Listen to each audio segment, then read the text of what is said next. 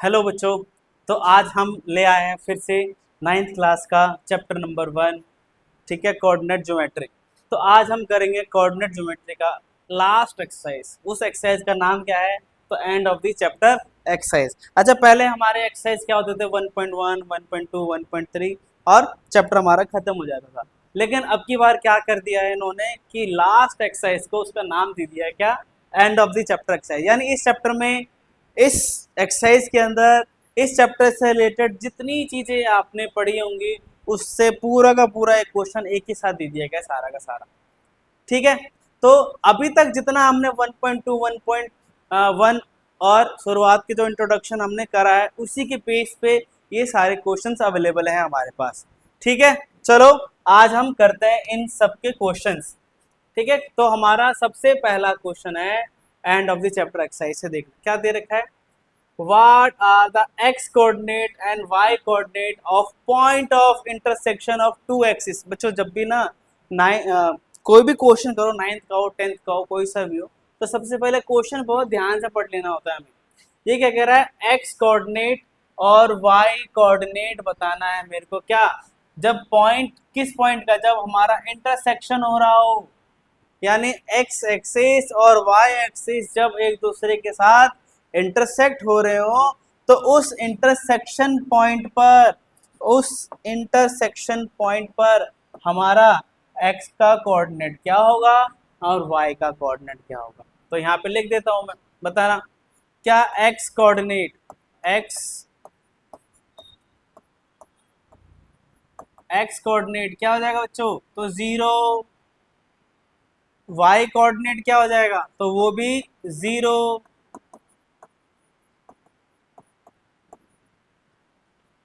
है ना? क्योंकि जहां पर ये मिल रहे होते हैं, क्या ये ओरिजिन होता है? और ओरिजिन पे क्या होता है बच्चों? 0 0, यानी x की वैल्यू भी 0 और y की वैल्यू भी 0। तो हमारा x कोऑर्डिनेट 0 हो जाएगा, y कोऑर्डिनेट 0 हो जाएगा। सिंपल सा, बहुत सिंपल क्वेश्चन दे दिया पहला। देखो दूसरा क्वेश्चन क्या कह रहा है। कह रहा point W has x coordinate equal to -5। यानी एक कोऑर्डिनेट है, एक पॉइंट है W, पॉइंट है W कोई सा भी है। अच्छा, उसका x कोऑर्डिनेट दे रखा है, यानी एक आपके पास W होगा, उसका x कोऑर्डिनेट इक्वल टू -5 है। यानी क्या मैं इसकी जगह -5 लिख दूं? ठीक है। और y नहीं दे रखा है तो बताओ क्या यहाँ पे 0 कर देंगे? यानी W एक मेरा कोऑर्डिनेट है बच्चों, उसमें से x की वैल्यू -5 दे रखी है। और आपका can you predict the coordinates of point H? कह रहा है can you predict the coordinate of point H which is on the line through W parallel to y axis. सबसे पहले तो मेरे को ये बताओ कि ये जो हमारा W है वो होगा कहाँ? तो देखना, क्या यहाँ पर y x की वैल्यू -5 और y की वैल्यू 0, इसका मतलब ये किस पर होगा बच्चों? तो ये x एक्सिस पर ही लाई करेगा W पॉइंट। तो x एक्सिस ये रहा। प्लस वाला देखूं माइनस वाला देखूं, तो यह -5 दे रखा है। तो बताना क्या 0, -1, -2, -3, -4, और क्या ये वाला आ जाएगा -5 आ जाएगा, ये वाला आ जाएगा -5। इसको मैं बढ़ा देता हूँ, इसको मैं बढ़ा देता हूँ। जैसे ये y आ जाएगा तो बताओ क्या ये W पॉइंट हो गया? क्या ये वाला हमारा W पॉइंट हो जाएगा? ठीक है ना, ये W पॉइंट हो गया। अब ये कह रहा है can you predict the coordinate of point H? एक H हमें कोई कोऑर्डिनेट ढूंढना है हमें, जो कि इस W से होके जा रहा होगा और y एक्सिस के पैरेलल होगा, y एक्सिस के पैरेलल होगा। शेप में जाता हूँ, ये देखता हूँ। अच्छा बताना, अगर मैं एक लाइन ऐसे खींचता हूँ, एक लाइन ऐसे खींचता हूँ, एक मिनट रुकना, यहाँ से ऐसे खींचता हूँ एक लाइन। ओके, ये एक लाइन खींच दी मैंने। क्या ये एक लाइन है? अच्छा, क्या ये लाइन मैंने मान लो m लिख दिया और n लिख दिया, तो बताना क्या ये जो mn लाइन है क्या वो पैरेलल है y एक्सिस के? शाबाश, वेरी गुड, है ना? क्या ये mn लाइन y एक्सिस के पैरेलल है? तो सबसे पहले यही कह रहा है क्या कि W जो है वो y एक्सिस के पैरेलल पॉइंट है, ठीक है। अब कह रहा है यहाँ पर कोई h पॉइंट आप बता दो, कह रहा है कोई भी आप h पॉइंट बता दो। तो बताना क्या यहाँ पर एक मैं ये पॉइंट भी h ले सकता हूँ, क्या मैं ये पॉइंट h ले सकता हूँ, क्या ये इसी लाइन के ऊपर है, ML लाइन के ऊपर ही W पॉइंट है, ML लाइन के ऊपर ही H पॉइंट है, बताना क्या ये ही हमारा यहाँ पर भी पॉसिबल है। ये रहा पॉइंट, ठीक है ना, क्या ये रहा पॉइंट, एक ये रहा पॉइंट, इसको मैं भी H मान लेता हूँ, एक इसको भी H मान लेता हूँ, तो क्या मैं नीचे ही मान सकता हूँ, तो मैं नीचे ही मान सकता हूँ। तो यहाँ पर मैं अगर आपको बोलूँ तो भाई बताना पॉसिबल कोऑर्डिनेट्स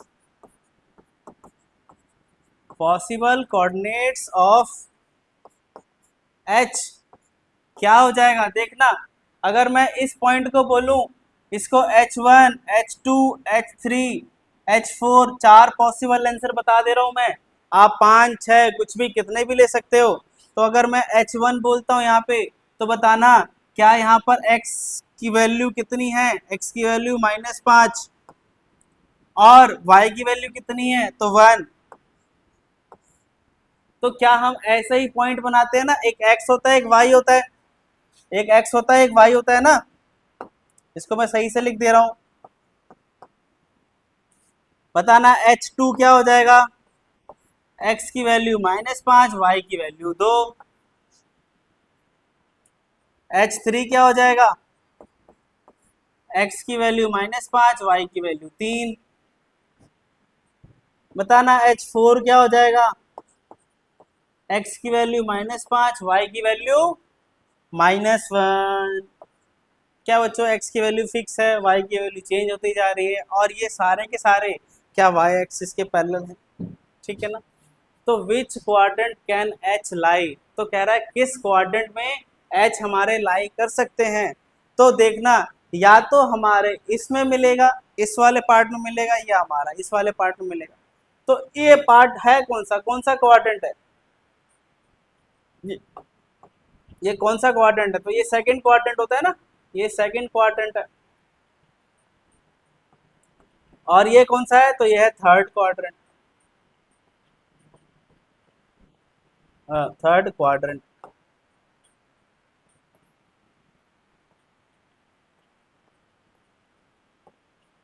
तो यहां पर क्या लिखेंगे, तो H can lie in second and third quadrant.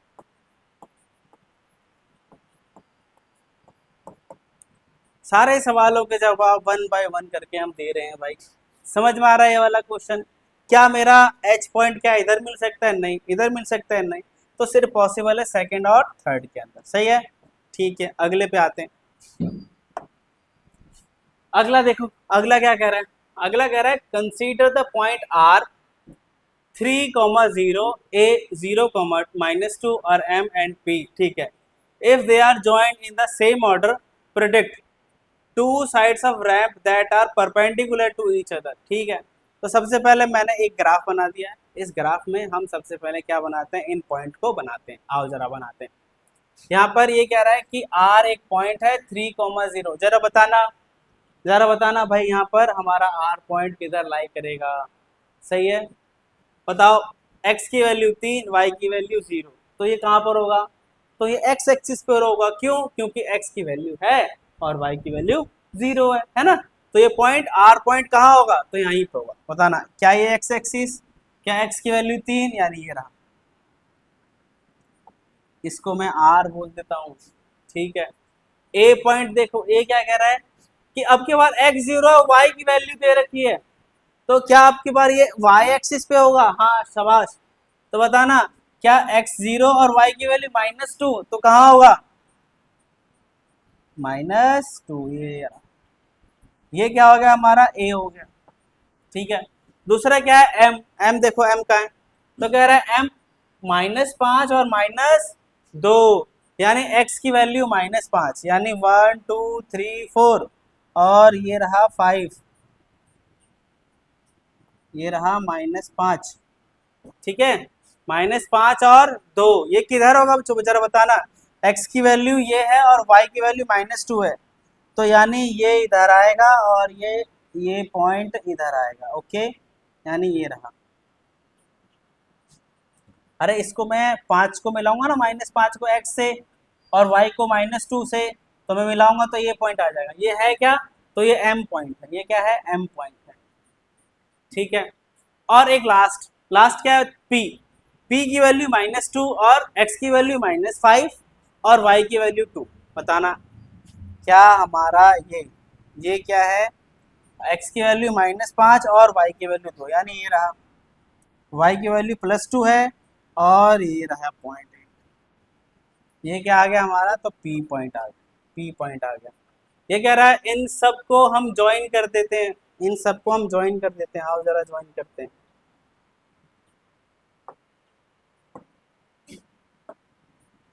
इन सबको हम ज्वाइन करते हैं, तो बताओ r के साथ a ज्वाइन कर देते हैं, m के साथ a ज्वाइन कर देते हैं,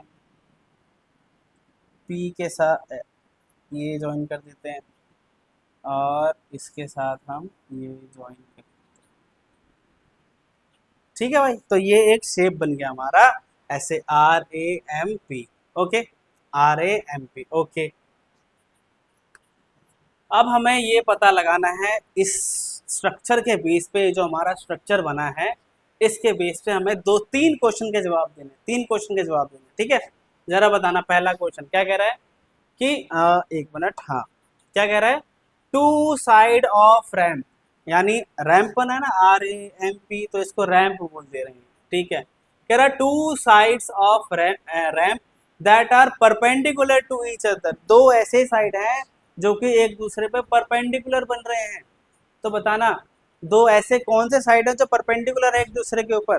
यहाँ पर बताओ ना जरा, इसकी शक्ल देख के बताओ जरा, कौन सा एक ऐसा पॉइंट है जो कि मेरा एक क्या है, परपेंडिकुलर है। तो देखो क्या PM MA के ऊपर परपेंडिकुलर है, क्या मेरा PM लाइन MA के ऊपर परपेंडिकुलर है? हाँ, तो बताना। यहाँ पर मैं पहला पॉइंट लिख देता हूँ, क्या लिख देता हूँ, पहला पॉइंट कि PM side is perpendicular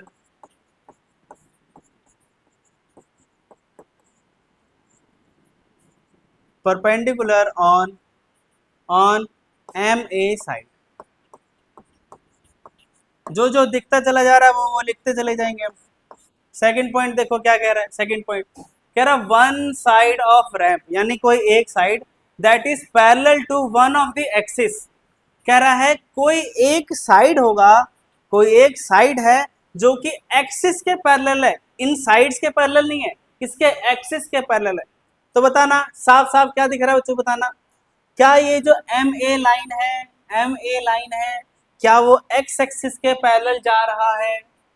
क्या ये MA लाइन एक्स एक्सिस के पैरेलल जा रहा है?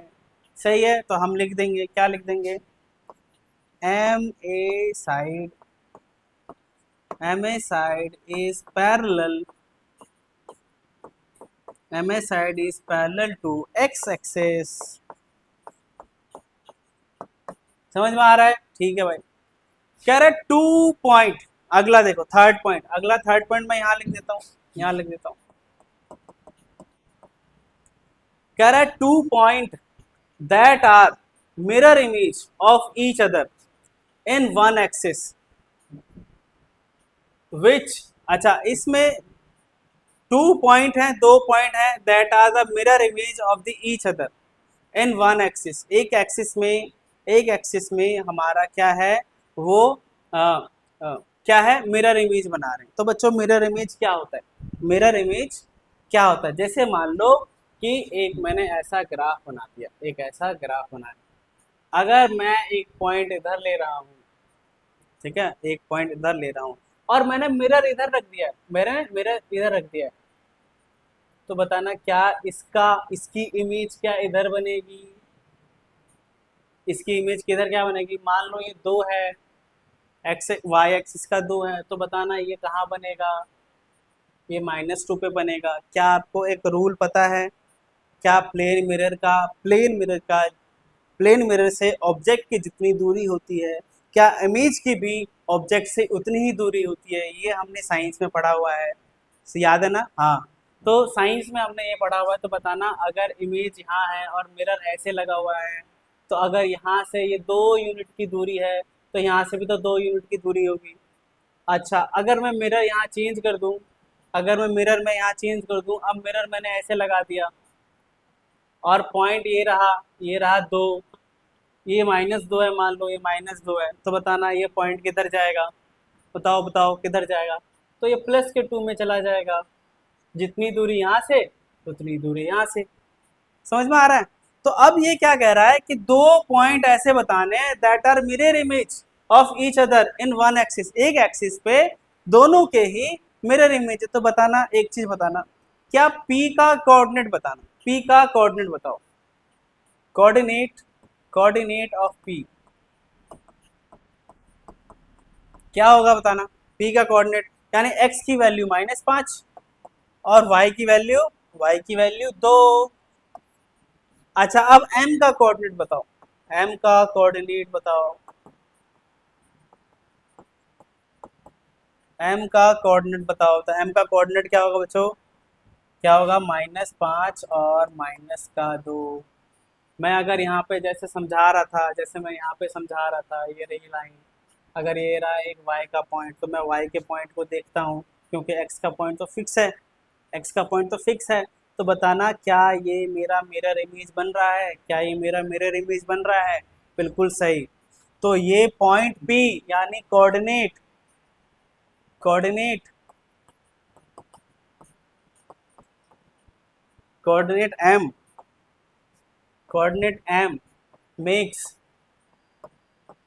Mirror, mirror image, mirror image of coordinate, coordinate P through x axis.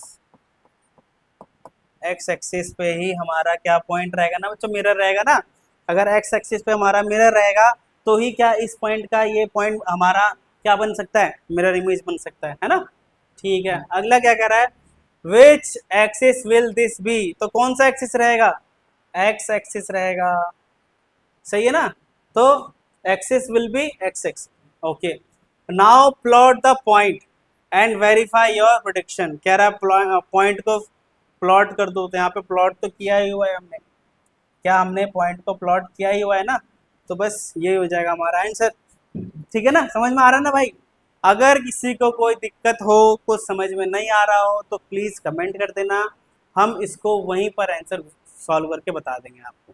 ठीक है, अगले पे आ जाओ, अगले पे आ जाओ। देखो अगला क्या कह रहा है, अगला क्या कहता है, देखना कि प्लॉट पॉइंट Z 5 और -6, यानी बताना क्या ये x हो जाएगा और ये y हो जाएगा?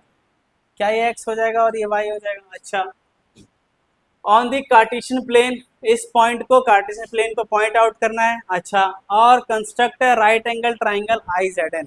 ओके, तो ये हमारा इस पे तो बन नहीं सकता, क्योंकि ये हमें x y की वैल्यू -6 दे रखी है और x की वैल्यू 5 दे रखी है। चलो ये तो यहाँ हो सकता है, लेकिन ये यहाँ पे नहीं हो सकता। तो मैं आपको बताता हूँ, ये है page number 21, page number 21, page number 20। अच्छा चलो, अब यहाँ पे देखो, एक शेप ले लिया और ये ले लिया, और ये रहा हमारा एक एक्स वाई एक्सिस और ये रहा एक हमारा एक्स एक्सिस। ठीक है, ठीक है, आ जाओ जरा। तो बताओ क्या ये 0 हो जाएगा?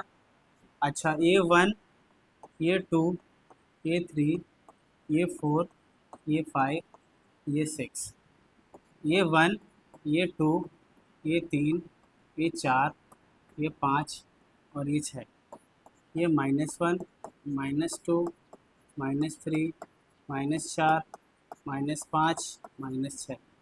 मुझे यहाँ बच्चों बनाना पड़ रहा है, क्योंकि मेरे पास जो दे रखा था उसमें हमारा सारी वैल्यू नहीं आ पा रही थी, इस वजह से मेरे को बनाना पड़ रहा है।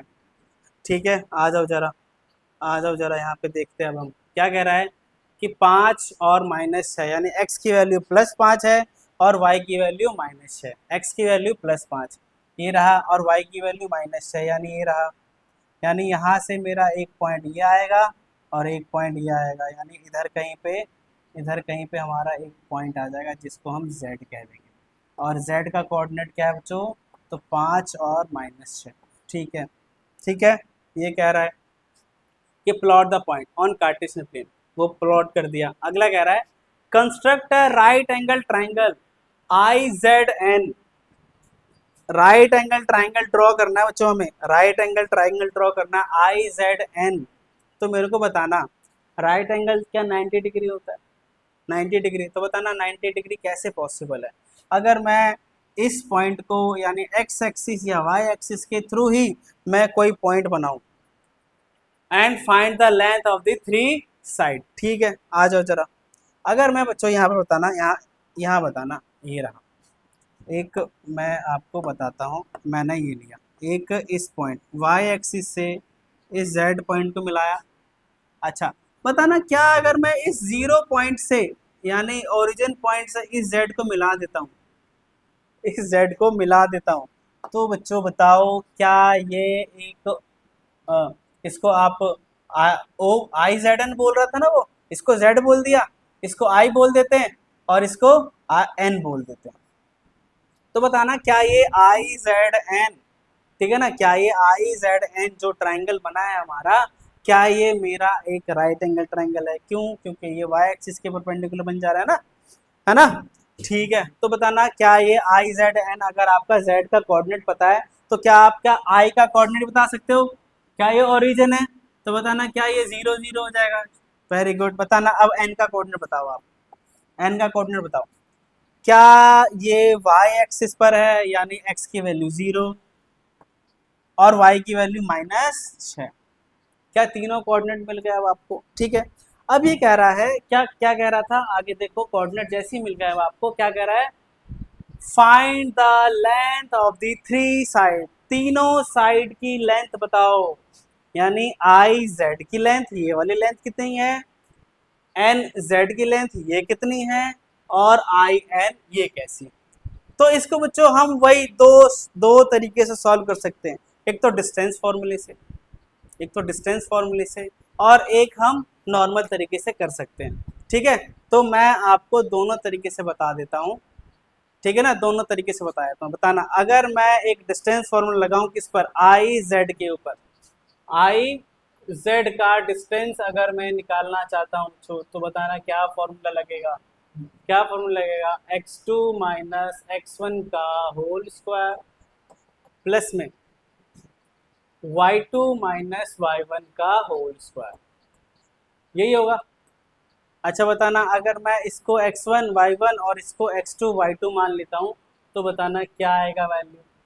x2 क्या है बच्चों यहाँ पर, तो 5 और 0 0। ओके, ये क्या हो जाएगा, -6 और सॉरी -6 और ये 0। ओके, तो बताना क्या आ जाएगा, -5 में से 0 गया तो 5 आ जाएगा, और 5 का स्क्वायर कितना हो जाएगा बच्चों, 25। ठीक है, -6 में से 0 होगा, -6 का स्क्वायर कितना हो जाएगा, तो 36। ठीक है, बताना 36 और 25 और 36 को जोड़ देते हैं तो 6 और 5 11, 3 2 5 और 1 6, 61 √61 मान लेते हैं हम, सेंटीमीटर चल रहा है। ठीक है ना, या इसको यूनिट मान लो, या आप इसको यूनिट मान लो। ओके,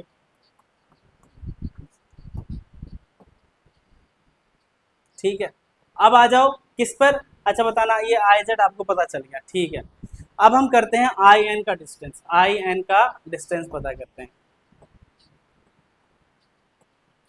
क्या मैं IN का डिस्टेंस भी वैसे ही निकालूंगा, कैसे, सेम फॉर्मूले से। कुछ बच्चे मुझसे बार बार पूछते हैं क्या हमें फॉर्मूला बार बार लिखना पड़ेगा, तो हाँ बिल्कुल आपको फॉर्मूला बार बार लिखना पड़ता है।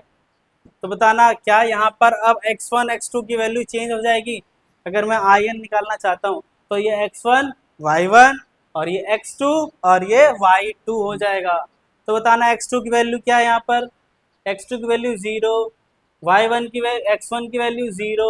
ओके, अब बताना y2 क्या है, तो y2 है -6 और आपका y1 है 0। तो यहाँ क्या आ जाएगा बच्चों बताना, क्या ये 0 0 तो कैंसिल हो गया।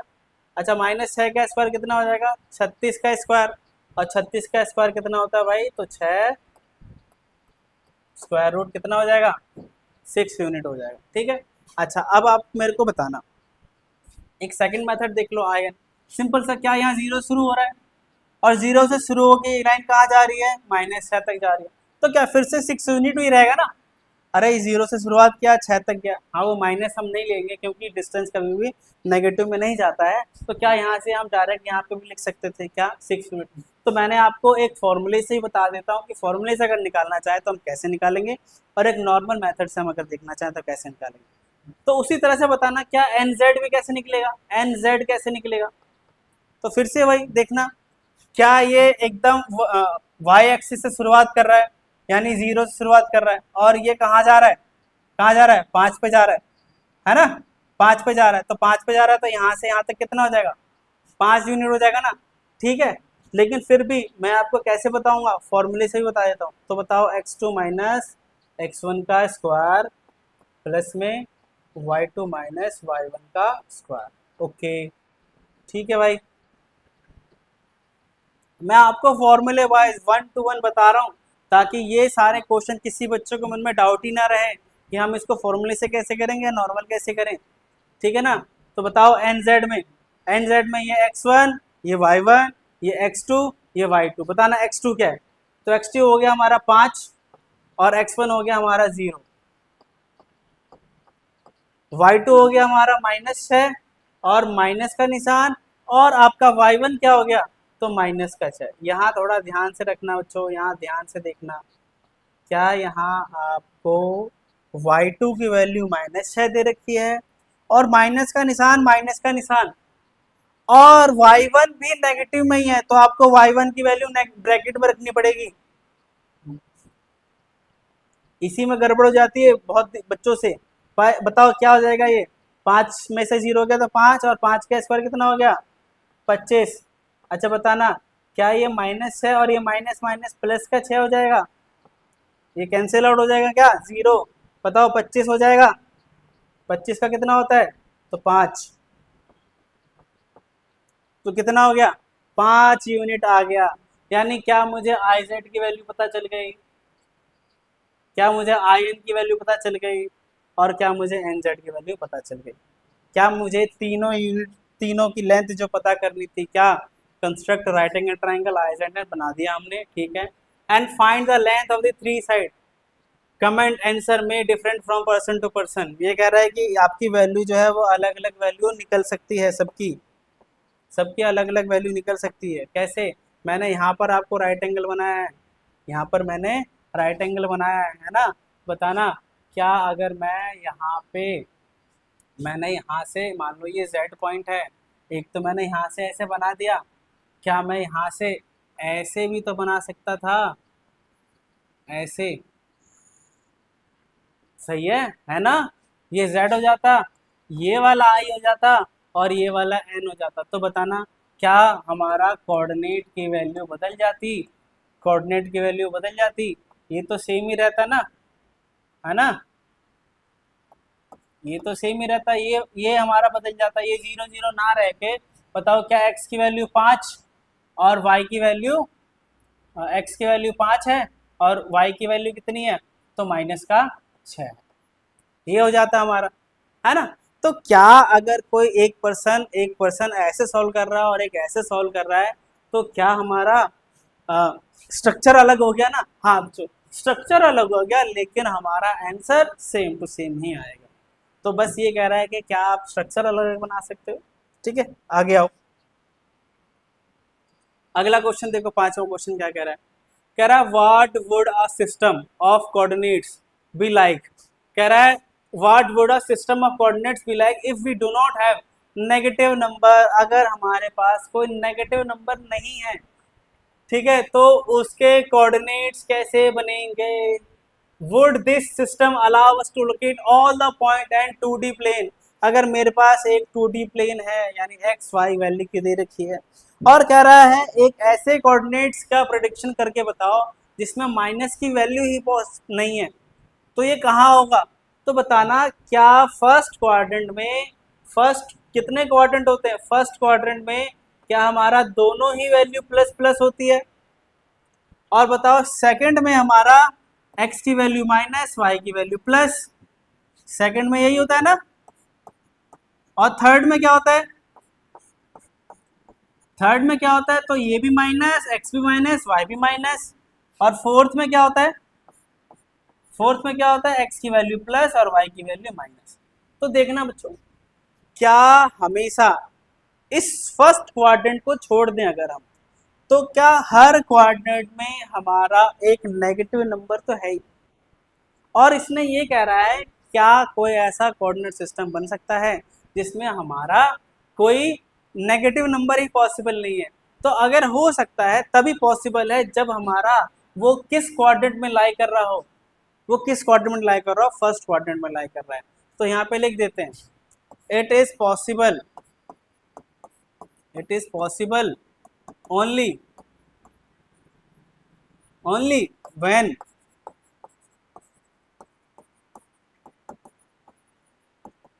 coordinates lie on first quadrant।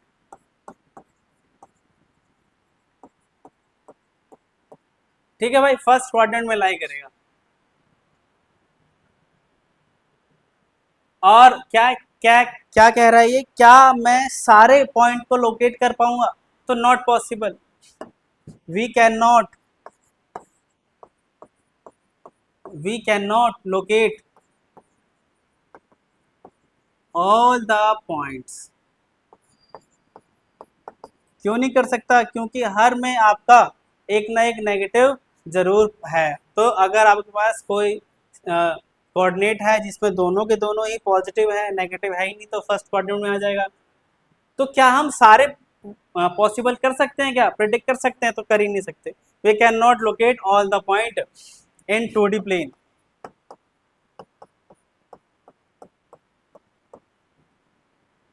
If no negative number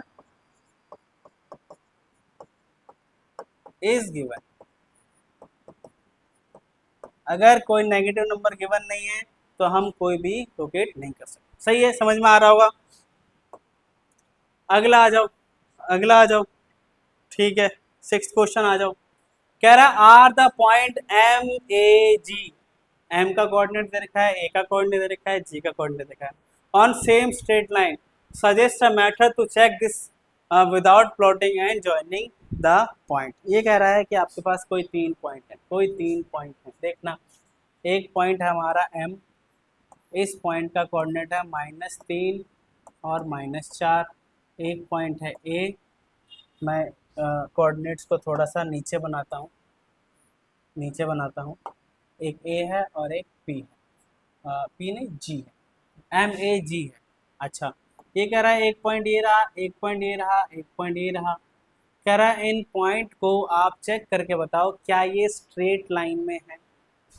अच्छा बताना, अगर कोई पॉइंट हमारा स्ट्रेट लाइन में होता है, अगर कोई पॉइंट हमारा स्ट्रेट लाइन में होता है तो मैं कैसे पता लगाऊं कि ये स्ट्रेट लाइन में है या नहीं है? अच्छा बताना, क्या अगर ये स्ट्रेट लाइन में है तो बताना इसकी जो लेंथ होगी और इन दोनों की जो लेंथ होगी, इसकी जो लेंथ यानी एम ए की जो लेंथ होगी, एम ए की जो लेंथ होगी वो, और जो ए जी की लेंथ होगी वो, अगर मैं दोनों को सम कर दूं, दोनों को सम कर दूं, तो क्या वो एम जी के बराबर ही आएगा अगर वो स्ट्रेट लाइन में है तो, अगर नहीं है तो नहीं आएगा, है ना? तो हम ये मेथड अपनाएंगे चेक करने के लिए क्या ये मेरा स्ट्रेट लाइन में है या नहीं है। यानी एम ए का डिस्टेंस निकाल के, ए जी का डिस्टेंस निकाल के और एम जी का डिस्टेंस निकाल के हम चेक करेंगे क्या दोनों को प्लस करने पे हमारा वो एम जी के बराबर आता है। अगर आ जा रहा है तो वो स्ट्रेट लाइन में है, और अगर नहीं आ रहा तो वो स्ट्रेट लाइन में नहीं होंगे। तो सबसे पहले 1 बाय 1 करके हम क्या करते हैं, हम क्या करते हैं, निकालते हैं डिस्टेंस, यानी किसका, एम ए का डिस्टेंस निकालते हैं। तो बताओ डिस्टेंस का क्या होता है फॉर्मूला, क्या होता है फॉर्मूला, कमेंट में लिख देना बच्चों, x2 माइनस x1 का स्क्वायर और प्लस y2 माइनस y1 का स्क्वायर। ठीक है, अब मेरे को बताना, अगर मैं एम ए ले रहा हूँ, एम ए ले रहा हूँ, तो बताना यहाँ पर x2 क्या है और मेरा x2 माइनस x1 क्या है। तो बताना ये मेरा x1, ये मेरा y1, ये मेरा x2, ये मेरा y2। ठीक है ना, इस सिचुएशन के लिए, इस सिचुएशन के लिए। ठीक है, तो बताना x2 क्या हो गया 0, x1 क्या हो गया -3,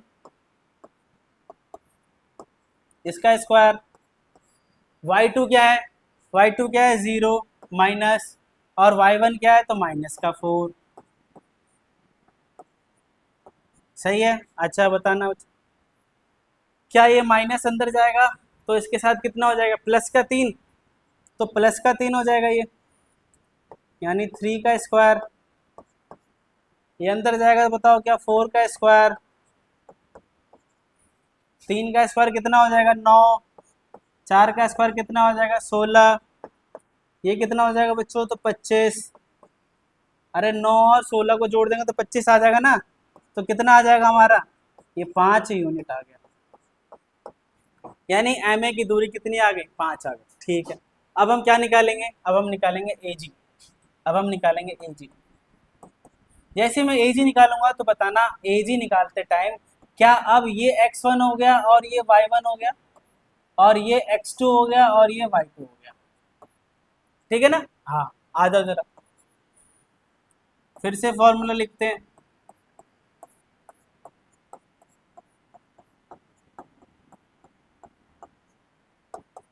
अच्छा बताओ जरा, क्या यहाँ x2 क्या है, यहाँ x2 क्या है, यहाँ x2 क्या है तो 6 है, x1 क्या है, x1 क्या है तो 0 है, y2 क्या है तो 8 है, और सॉरी हाँ y2 8 है और y1 क्या है तो 0 है। बताना 6 का स्क्वायर कितना 36, बताना 8 का स्क्वायर कितना 64, तो कितना हो गया ये जोड़ देते हैं तो आ जाता है 100, तो 100 का कितना हो जाएगा 10 यूनिट आ जाएगा, इसका कितना आ गया 10 यूनिट आ गया। अच्छा अब आ जाओ किस पर, हमने एम ए निकाल लिया, हमने ए जी निकाल लिया, अब हम निकालते हैं क्या, एम जी निकालेंगे, एम जी निकालेंगे। अच्छा अगर मैं एम जी निकालता हूँ, एम जी निकालता हूँ तो बताना अब यहाँ पर, अब यहाँ पर क्या क्या वैल्यूज आ सकती हैं।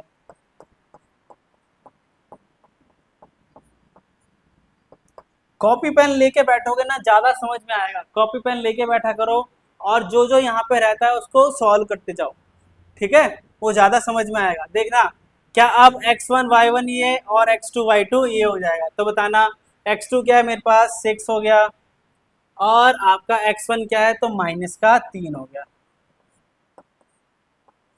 इसका स्क्वायर, y2 क्या हो गया तो मेरा 8 हो गया, माइनस में y1 क्या है तो माइनस का 4 हो गया, माइनस का 4 हो गया, समझ में आ रहा है।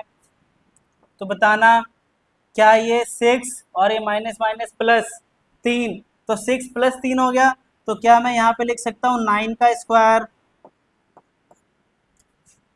सॉरी हाँ 6 प्लस 3 9 का स्क्वायर।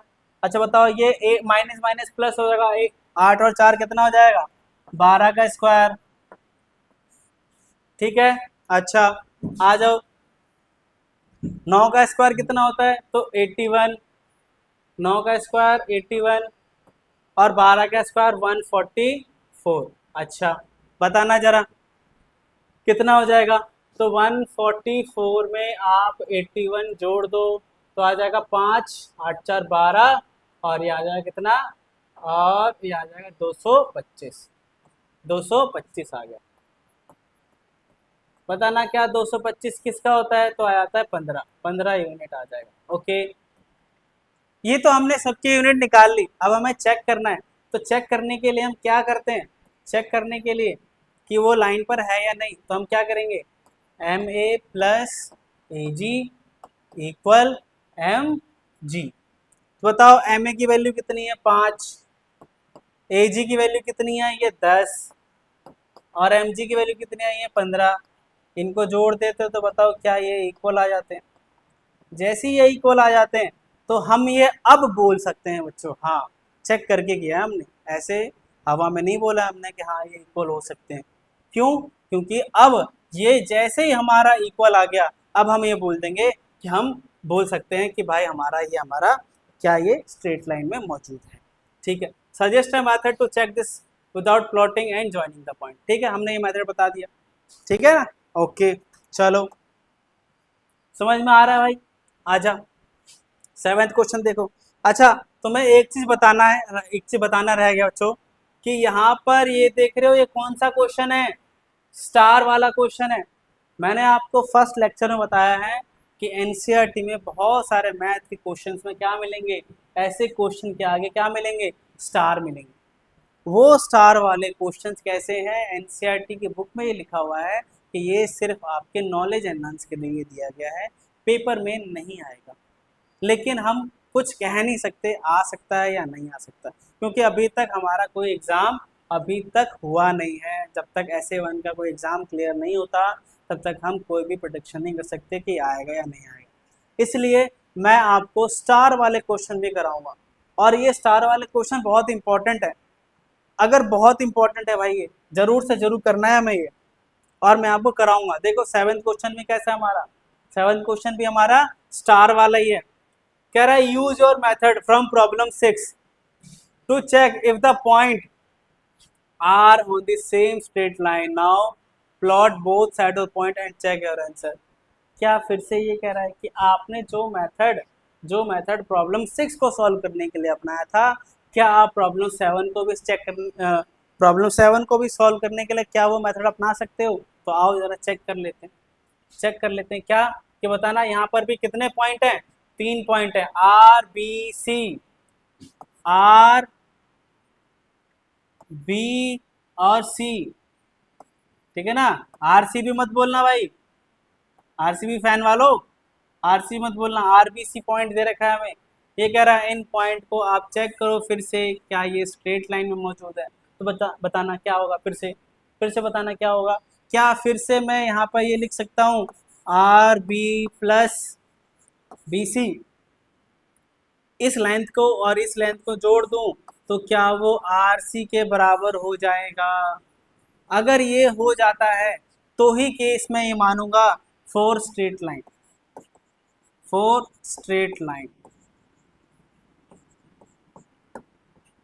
है ना। स्ट्रेट लाइन के लिए मेरे पास ये कंडीशन फुलफिल होनी चाहिए। ठीक है, तो बताओ क्या मैं अब यहाँ से बोल सकता हूँ आर बी का लेंथ निकालो। अभी जस्ट मैंने सॉल्व किया है, ठीक है ना। तो उसको देख के भी आप ये सॉल्व कर सकते हो, आप ट्राई कर सकते हो कि मैं बिना देख के सर इसको सॉल्व कर सकता हूँ। आओ ज़रा चेक करते हैं क्या आपका और मेरा आंसर सेम आ रहा है या नहीं आ रहा। ठीक है, आ जाओ ज़रा। यानी आपके पास बताना क्या, अगर मैं आर बी चेक कर रहा हूँ, तो ये x1 y1 और x2 y2 हो गया। ये बताना x2 क्या है, तो x2 है मेरे पास -2, माइनस का निशान, और x1 क्या है हमारे पास, तो -5 है। तो मुझे माइनस प्लस का निशान बहुत ध्यान से देखना होगा, देखना। y2 क्या है आपके पास, y2 क्या है, तो -5 है, माइनस का निशान। y1 क्या है तो देखना, y1 भी हमारा माइनस में ही है। समझ में आ रहा है, बहुत ध्यान से करना है, माइनस वाली चीज़ों में बहुत दिक्कत आती है बच्चों को। इसको मैं अच्छे से सॉल्व कर देता हूँ। बताना क्या ये -2 और ये माइनस माइनस प्लस का 5 का स्क्वायर। अच्छा बताना क्या ये -5 और ये माइनस माइनस प्लस 1 का स्क्वायर। बताना 5 में से 2 हो गया, 3 आ गया, 3 का स्क्वायर कितना हो जाएगा, 3 का स्क्वायर 9 हो गया। अच्छा बताना -5 में से 1 गया तो -4, और -4 का स्क्वायर कितना होता है, तो 16 आता है। और इसको मैं जोड़ देता हूँ तो कितना आ जाएगा 25, और ये आ जाएगा कितना बच्चों 5 यूनिट आ गया। यानी आर बी की वैल्यू पता चल गई मेरे को। अब हम बी सी की वैल्यू पता करते हैं। बी सी की वैल्यू फिर से वही फॉर्मूला x2 माइनस x1 का square plus y2 minus y1 का स्क्वायर। ओके, आओ जरा बताना यहाँ पर, बताओ जरा, आप खुद बताओ x2 की वैल्यू क्या है, तो यहाँ पे आ जाएगी 4 माइनस x1 क्या है आपका, तो x1 है -2। ओके, ठीक है। अब बताओ y2 क्या है, तो y2 है आपका -12, माइनस का निशान। y1 क्या है, y1 क्या है, तो आपका -5। बताना क्या यहाँ पे 4 + 2 का स्क्वायर लिख दूँ? अच्छा, और यहाँ क्या लिख दूँ, -12 और प्लस का 5 का स्क्वायर हो जाएगा। बताना क्या हो जाएगा बच्चों, 4 और 2 कितना हो जाएगा, 6। 6 का स्क्वायर कितना होता है, 36। 12 में से 5 गया तो आ जाएगा कितना, 7, है ना। 7 आ जाएगा, और 7 का स्क्वायर कितना होता है, 49। ओके, 49 आ गया। अब इनको जोड़ दो तो आ जाएगा कितना, 9 6 15 और 4 3 7 और 1 8, आ जाएगा कितना बच्चों, 85 यूनिट आ गया। और इसका कुछ हमारा स्क्वायर रूट होता नहीं है। जैसे हमने BC पता कर लिया, अब हम क्या करते हैं, अब हम करते हैं क्या, देखो आओ जरा। ओके, अब हम क्या निकालने रह गया, अब हमें बस RC निकालना रह गया, RC निकालना रह गया। RC जरा तो बताओ, x2 माइनस x1 का square plus y2 minus y1 का स्क्वायर, ठीक है ना।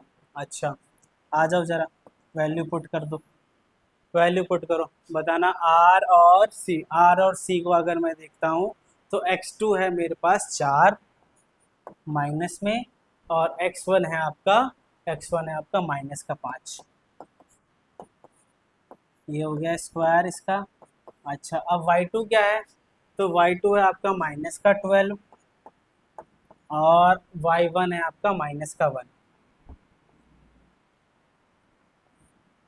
ठीक है, ठीक है। कुछ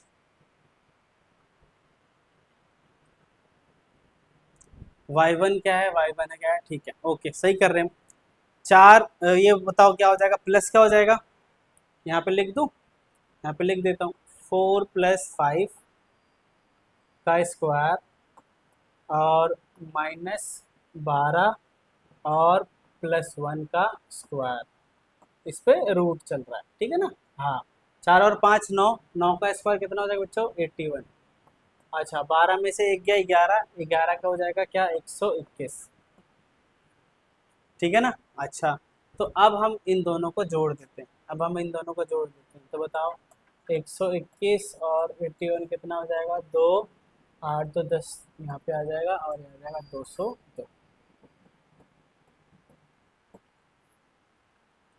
202, ठीक है ना। अच्छा, तो 202 कैसे आएगा, इसका भी स्क्वायर रूट नहीं होता। अच्छा, तो मेरे को बताना, क्या मैं ये बोल सकता हूँ कि RB प्लस BC इक्वल में RC, यानी RB कितना, 5 प्लस में √89, सॉरी 85 है, 85 है, 85 है, और ये आ गया रूट में 200 बच्चों, ठीक है ना। अब ये कह रहा है कि अगर ये इक्वल नहीं है तो कह रहा है प्लॉट करके भी चेक करके बताओ, प्लॉट करके भी चेक करके बताओ कि ये मेरा इक्वल है या नहीं है। जरा आओ चेक करते हैं जरा, मैं एक डायग्राम बना देता हूँ, उसमें फिर हम चेक करते हैं। आओ जरा, क्या मैं फिर से यहाँ पर शेप डाल देता हूँ, ये डाल देता हूँ। अच्छा, ये आ गया मेरा एक लाइन, और ये आ गया मेरा एक लाइन। ओके, अब मैं इस पे वैल्यूज रख देता हूँ। बताना 1 2 3 4 5 6 7 8 और 9 और 10, ये आ जाएगा -1 -2 -3 -4 -5, -6, -7 और माइनस का 8 क्या जाएगा, -1, -2, -3, -4, -5, -6, -7, -8, -9, -10, -11 और माइनस का 12। ये 1, ये 2, ये 3, ये 4, ये 5, ये 6, ये 7, ये 8, ये 9 और ये 10। ओके, पहले मैं ना कोऑर्डिनेट लिख लेता हूँ। -5, -1, यहाँ पे r की वैल्यू है -5, -1, v की वैल्यू है हमारी, v की वैल्यू क्या है, -2, -5, -2 और -5 और c की वैल्यू है हमारी c की वैल्यू है हमारी 4 और -12, 4 और माइनस का 12। अब जरा इन पॉइंट्स को हम जरा पॉइंट आउट करते हैं, जरा बताना r की वैल्यू कितनी है, r की वैल्यू कितनी है, -5 और 1, बताना r की वैल्यू क्या है, x की वैल्यू -5 और y की वैल्यू ये रही, यानी ये रहा पॉइंट, ये रहा पॉइंट, यानी ये रहा पॉइंट 1, ये रहा पॉइंट r।